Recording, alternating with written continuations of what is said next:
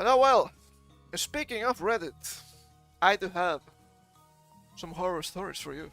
Well, it's only one, but it is big. It's a big horror story, yes. Yeah, I saw this on Twitter today. Let me open this because it is a little bit insane. What the fuck is going on over in D&D land? And we have here a post that apparently got deleted or something. I'm not quite sure. We have a screenshot, so I think that's more than enough. My DM laid out the 44 rules of D&D. And let me say this. Let me say this now. It's your table, whatever works on your table. But still, I'm gonna give my opinion, man. That's what we do here. Here we have... It's a little bit small, but it's okay. My DM just posted this after a hiatus. Enjoy. And this is the first 16. And a lot of people, after reading this, were saying, "Oh man, that is so based." We'll see, we'll see. I have all of the rules here. And I'm in turns. I don't give a fuck if it's unfair in your opinion, because your spells are hard or you don't know what square to move to. You get 1 minute to know all the actions you want to take or skip your turn. Harsh, harsh. 15 minutes in a single turn, that is too much. Okay, so I can understand this one. If you want harder fights, bring a second character sheet and expect to twiddle your thumbs when you die. And going to baby anyone. Well, that makes sense, okay? It's probably a mismatch between the DM and the rest of the table, which sadly happens a lot, okay? Sadly happens a lot. But yes, if you want harder fights, the chance of dying is higher. Oh, imagine my shock. If you call me or my rolls unfair, I'll get up and go home. And if you gotta ride with me, you can find your own way back and suck it up. Okay, if he is not fudging the rolls, sure. Sure. Harsh, but still understandable. I'm going to take your character's loot away as regularly as you want it giving out. Rule 3 will apply here. Now we're getting a little bit too silly. We love getting loot, and usually we also love giving loot. But being all a pain in the ass, no, I'm going to take your loot away. Dude, what the hell? What the hell? This is not kindergarten and you're not my teacher, okay? Let's be real. If you don't act out, and if your persuasion or intimidation or any other social checks, you fail before you even roll. You fail immediately because you aren't even trying and you're making the game lame for everyone else. I cannot agree with this one. Theatrics is fun, but oftentimes if you're playing a charisma character, chances are that the character has higher charisma than you. This is D&D, okay? You're probably a nerd. Your social skills probably real low. So oftentimes just rolling is fine. Okay? Also, I'm trying to be fair to this guy. If you as a player just say, I roll persuasion, you failed. Okay? You failed. No. I know what you want to roll, but that's not how you play. You have to tell me, what are you doing? So, I can understand to some extent this roll, but at the end of the day, it's a little bit weird. A little bit weird. At least, see, they're saying you have to act out. If you're trying to be descriptive, at least, I think that's okay. Maybe this is just a theater kid. Many such cases, right? If you don't pick up cues for side quests, that's not my problem. Get over yourself, it's not a video game. It's a role-playing pen and paper based game with miniatures, and holding your hand if you choose not to pursue shit. Fair, but also, what kind of cues? We are missing some information here, to be fair. Some cues could be extremely obscure, obtuse, and hard to grasp. We don't really know, so this could go either way. If you move to squaring a combat, there's no takebacks. I don't know. Maybe. Maybe. If you want to move to a place and suddenly you see something that wasn't clear before, I think a takeback is fair. You tell every single person what you're doing before you do it. You don't fucking roll dice and then say you're casting Firewall. You tell us all. Fair. Fair. You know what? This is a good one. I like this one. I will give out exhaustion more frequently. If you argue, go home, or you can actually fight me over it, or you can DM yourself. It depends. It is giving out exhaustion, but it makes sense. Sure, why not? It's a game mechanic. If it's just to punish your players, that's bad. Don't do it.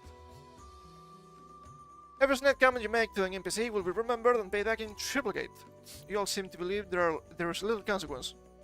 Harsh, but also fair. Also fair. Your actions have consequences, and I think that is good. I think that's actually a good part of the game. We will not be giving a mega dungeon conversation. A temple is not the size of the small city, neither is a cave. This shit will happen when it's natural and organic. Go play some roguelike if you want that. You know what? Fair. Fair. Mega dungeons are cool, but they're really hard to prepare. It takes a lot of time. So, that makes sense. Okay, that makes sense. It's fine. The travel portion is done. You want to travel continents doing literally whatever you want, whenever you want. Go play World of Warcraft or play D&D with ChatGPT. It depends. Once again, it depends. It depends. It depends. I don't know the situation, you know? It's hard to tell. But traveling sometimes is slow, sometimes it takes too long, sometimes you just want to skip it, right? Oh, it takes 10 days from town A to town B. Okay, do you have actually something interesting on the meantime? No, just skip it. Just skip it. It's fine. Players can tell you what are they doing, and that's it. It's fine. It's actually one of the most challenging parts of being ADM, in my opinion, the traveling. But yeah, it's as long as we take into account, yes, it takes in-game time. It's whatever. It's not just what teleport. No. If you're late with no good reason, I'm going to have your character's hit points for the entire session. Rough, rough, but at the same time, kind of get it. Okay, kind of get it. Too rough, but I kind of get it. Too many times I have people cancel on me the same day for no reason. Oh, but I have to do this stuff. You knew it beforehand. You could tell me. You could at least tell me the day before. What a disaster. If you don't show up for no good reason, and will be determined by me alone, a little bit too on the nose there. If no one else has the guts to say shit for fear of upsetting one another, the first time you'll find yourself losing either a whole level or up to 3 major items of your own. The second time you do it in a row, you'll be removed from the chat and they will full stop. I have no fucking time for people to not show up. I mean, I get it. Once again, you're being too harsh because you are not my kindergarten teacher, okay? If you get too stoned or drunk to play, I will go home without a warning. Your warning is here. Fair. Fair. Too drunk or too stoned to play? Get the hell out of here. That's fine. If you get up for bong or smoke or whatever breaks every 10 minutes, I will simply pick up and go home. I'm sick of waiting for every bloke to be at the table. And you know what? That is also fair. That is also fair. I get it. So you see, most of this, you can see, they're harsh. The basis makes sense. Makes sense. You can get the benefit of the doubt. And you had a lot of people being, oh, but this is so biased, man. I don't get why people are complaining. Well, this is just 16 out of 44. So let me bring them up. Let me bring them up. We have a reply here on the same post.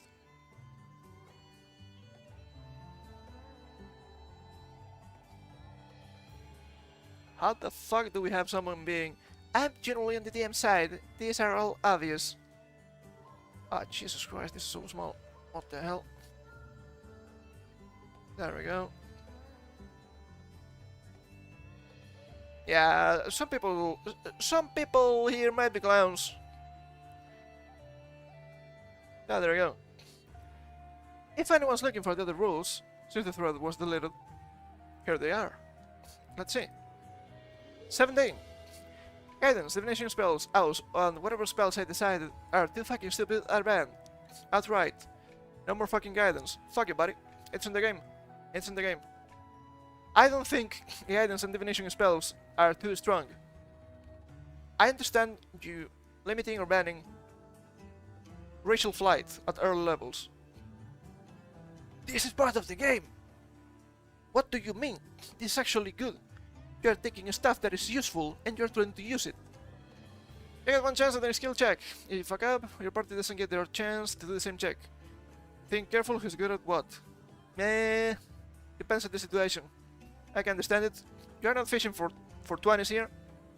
But yeah, sometimes what I do, and I think is actually an interesting alternative, instead of using a skill check to see if you manage to do something or not.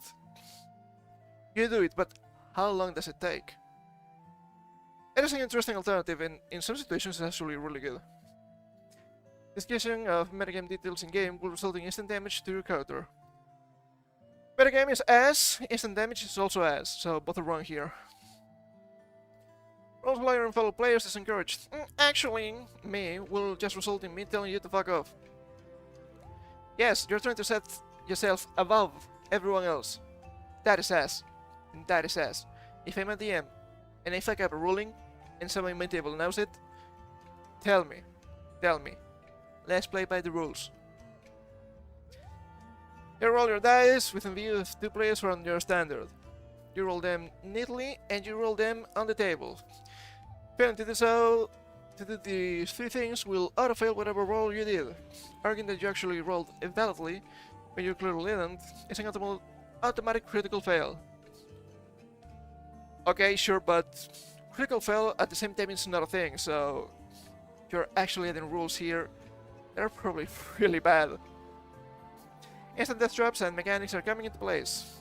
If you call these things unfair moving forward, I will laugh at you and tell you to fuck off and create some more. Adversarial DMs, oh baby. Aren't they a treat?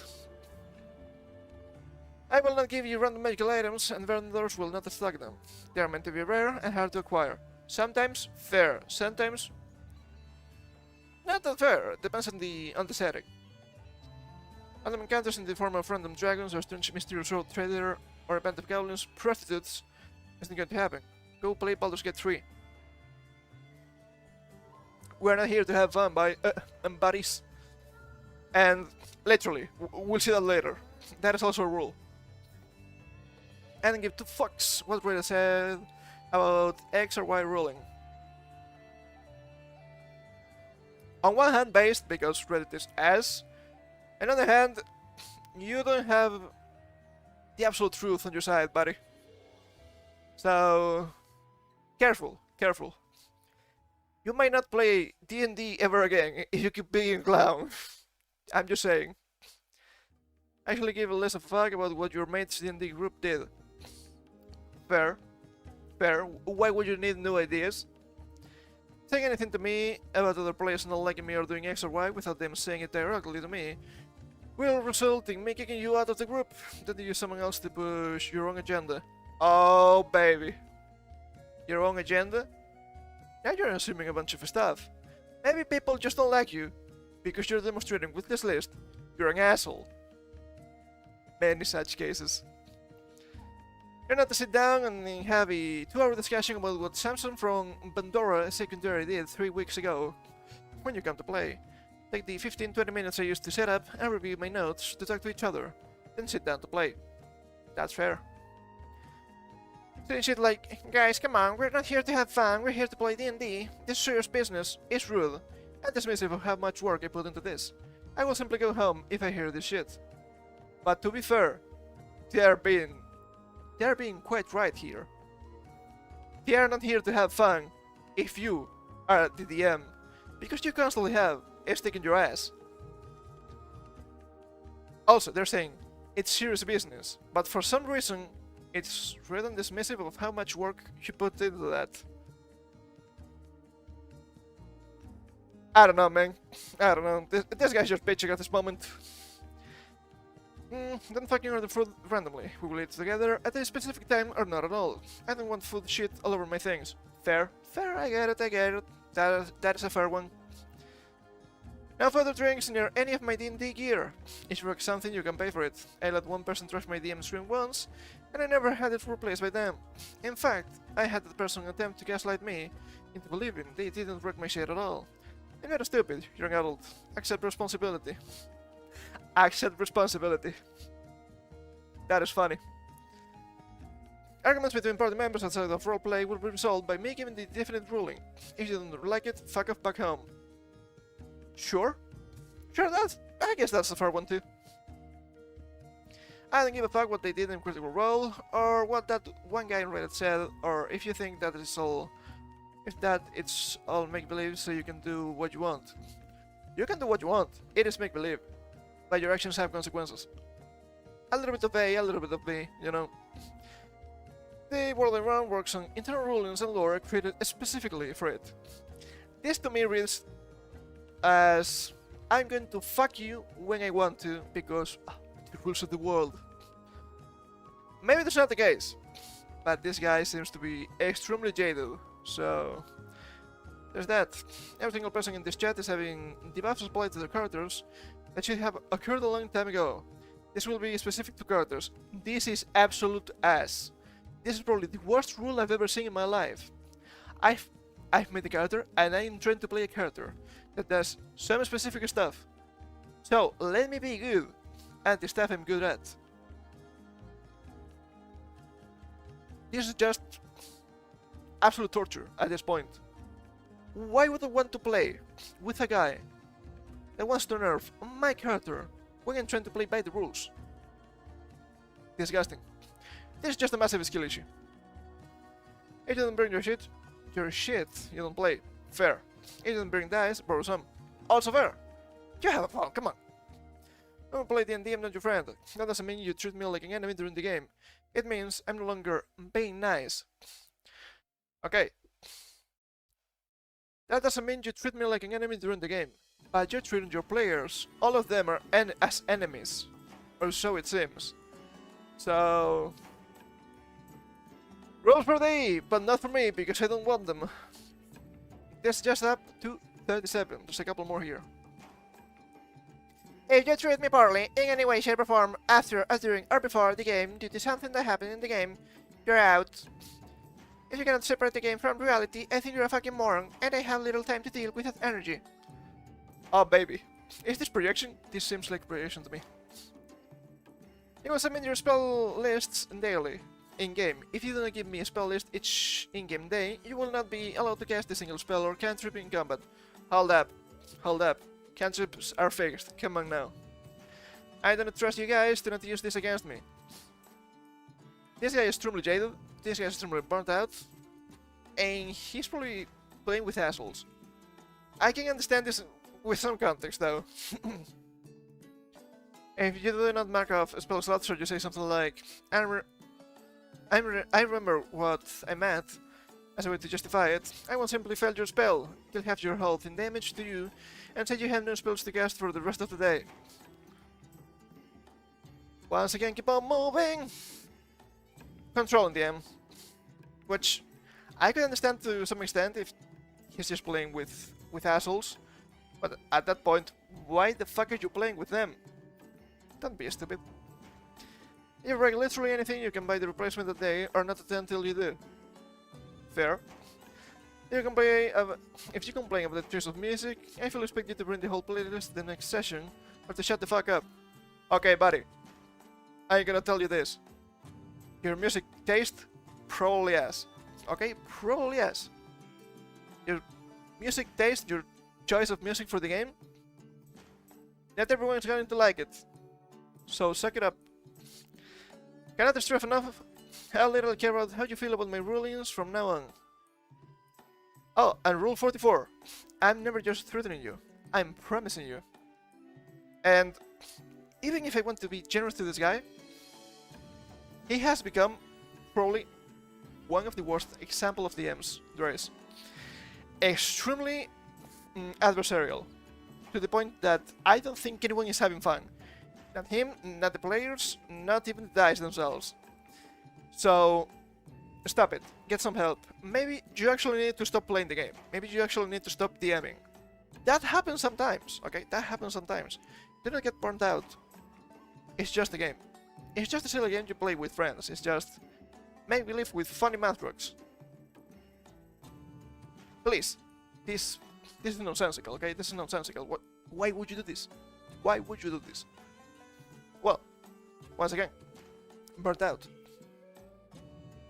If you have these many problems with your players, either you're a bad DM or you need a new group. Maybe both. So, just do it. Just do it. This is just the servers for everyone here. I'm struggling, as per usual. And speaking of GM struggles in TTRPGs, oh baby, do I have another one for you here. This is from the Final Fantasy XIV TTRPG, which is supposed to be some sort of D&D 5e offshoot or something like that. People think I'm exaggerating when I say that the advice given to GMs in commercial RPGs is almost universally terrible. I'm not exaggerating. Here's the Final Fantasy tabletop RPG on how to handle a party's defeat. It's hard to imagine worse advice to give to GMs. Let me open this up. Handling party defeat. Actually, let me make this bigger, so we can all look at that. Oh, much better. Look at this, much better. Handling party defeat. Adventurer's life is full of danger. One unlucky turn too many, and they can easily find themselves knocked out. Not dead, okay? Remember this, not dead. Knocked out. If all party members are reduced to 0, the party is defeated. Defeated, not killed, necessarily. Some scenarios include directions for dealing with this situation, but if yours does not, talk with other players and decide how your group wants to handle it. I don't know, that seems extremely silly at the moment. You are the GM. Okay, you are the GM. Know your players. We can have some wiggle room here, to be fair, but I don't really like that. Typically, you'll want to choose from among the following options, but your group is welcome to come up with exciting or amusing alternatives instead. And most of these are really bad. Retry the encounter. Retry from the beginning of an encounter will let players anticipate the actions their enemies may take, resulting in a better chance of victory. When a party wipes during a boss battle or similarly challenging encounter, you can also lower the difficulty by restoring the adventurer's HP and MP, and allowing them to retry from the beginning of the phase. Retrying an encounter can be time-consuming. You're nearing the end of your session, and maybe best to quick save and try again the next time you play. Okay, so... you lost, but no you didn't. You lost, no you didn't. You didn't. It didn't count. Why? Why? I don't understand, why? Your actions have consequences. That's why the TTRPGs are fun. You can actually lose, you can actually die. That is fun. That can be extremely interesting. If your actions have consequences, but you can forgo all of the negative consequences because the GM is going to save you when you lose, why are you playing TTRPG? I don't understand. Just play a video game. It's okay. Different games for different people. It's fine. Rethought the scenario. Scenarios are often shaped by the adventurer's actions, and encounters and endings may change depending on the choices that they make. As such, your group can choose to take a party wipe as an opportunity to begin the scenario anew. With new characters, I hope. It goes without saying that this will take even longer than retrying a single encounter, so you may want to wait until your next session before starting over. Oh, you ended up fighting a big boss and you lost. No, you didn't. It's retry time, everybody. Now, come on, what are you doing? It is ridiculous. Improvise, which is probably the best advice here. Not the examples they give, but improvising solutions on the fly may seem like a daunting task, but you can always plan for situations like this in advance. For example, here's a good trick to keep up your sleeve. Jim, just when things are looking grim for the party, help Arise in the nick of time and revives the fallen adventurers. Ah, you lost? No, you didn't. Let me lose the game, okay? Just let me lose for once. It's okay. I can take it. Look at that. Angali swoops in to save the day, and the adventurers recover just enough to continue the fight. It's up to how much HP the adventurers regain, but you can always default to have their max HP rounded up. Oh, you died now. Revive with half HP. Why? Why do I have HP if I cannot lose it, actually? Makes no sense. By using this option, you may want to come up with narrative reasons to make it more compelling for the other players. Perhaps an NPC the party helped earlier in the story appeared to repay a previous kindness. Or an enemy decided to show mercy or contempt and let the party live. You also needed to think for a reason for their newfound health, with magic potions or even time bought through a well-placed distraction. It explains how the adventurers survived a similar lethal encounter. If it's a lethal encounter, how come you not die? I don't understand. And skip the encounter. Beautiful, this is just beautiful. If you're running short on time, you can always choose to advance the story as if the adventurers had won the encounter. You have fighting. But do we really? Since you cannot lose, that means you always win. So if you always win, you don't need to fight. Oh man, we solved TTRPGs. It was that easy. They currently embrace this option, as skipping encounters can defeat the purpose of the game. Thank you for noticing at least. There's nothing wrong with dialogue-focused stories if players are looking to roleplay, but encounters in the Final Fantasy XIV TTRPG also make up a key part of the narrative. Yes, that is true, that is correct. Leaving the outcome of player choices to chance can take the story in unexpected and exciting directions. And that is really fun, okay, that is really fun. And can even create fresh opportunities for roleplay. Yes. Yes. And now, I will give proper advice, because this is mostly trash, okay? First of all, this page here is noting both knocked out and defeated. They didn't even say outright killed. So, what would make sense? It depends on the situation, as per usual, right? But maybe, if they're fighting, let's say, something from the wild, right? Let's say, sea serpents. Some sort of Leviathan, not necessarily Final Fantasy Leviathan, but sea serpent kind of deal. And they lost. Maybe, and just maybe, okay, they will end up being rescued later by some fishermen, okay? Yeah, this could be close to the example here in Improvise, but they won't be saved just to retry the fight again. It's just an opportunity to, okay, the enemy in this case, was really tough, and we lost, and our boat is pretty much destroyed at this point. So we have to regroup, we have to heal, and we need to come up with stronger stuff. Nothing new. Another example that I think is actually really interesting. You're trying to fight, let's say, an evil wizard, okay?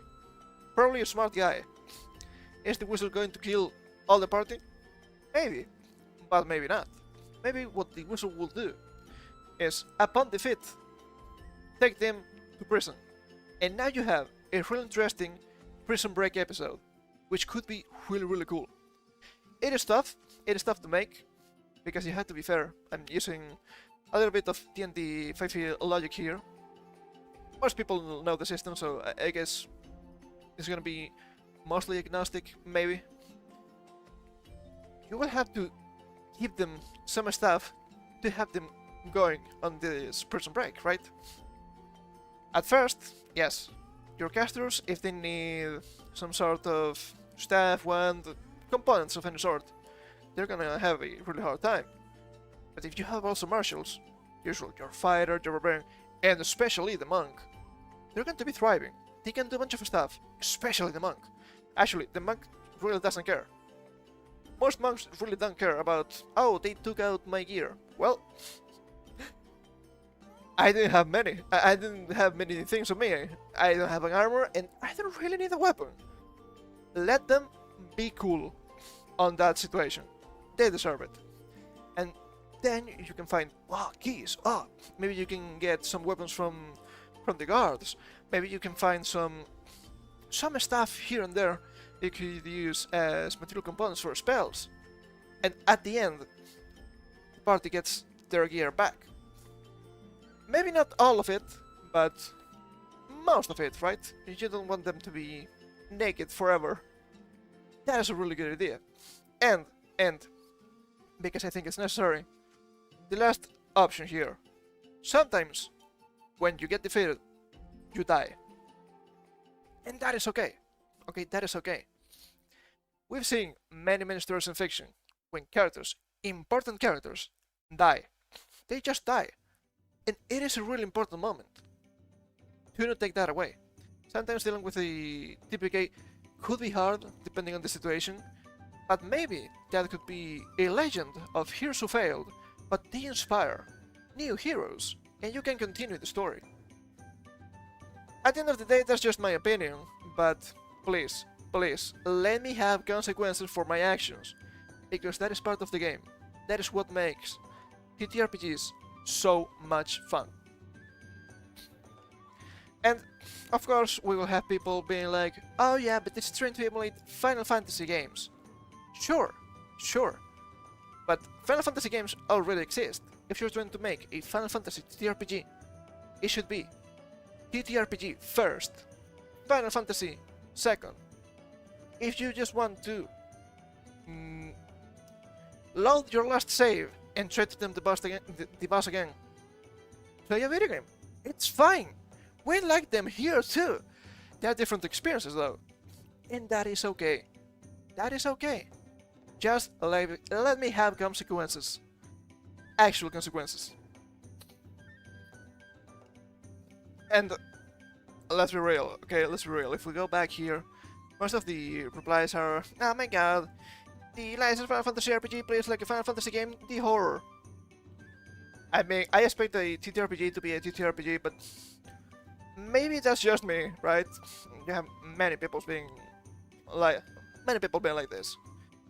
And sure, you can do that, it's your table and whatever, but I don't know, that to me just seems like a neutral experience, dude. It is kind of bad. It is kind of bad.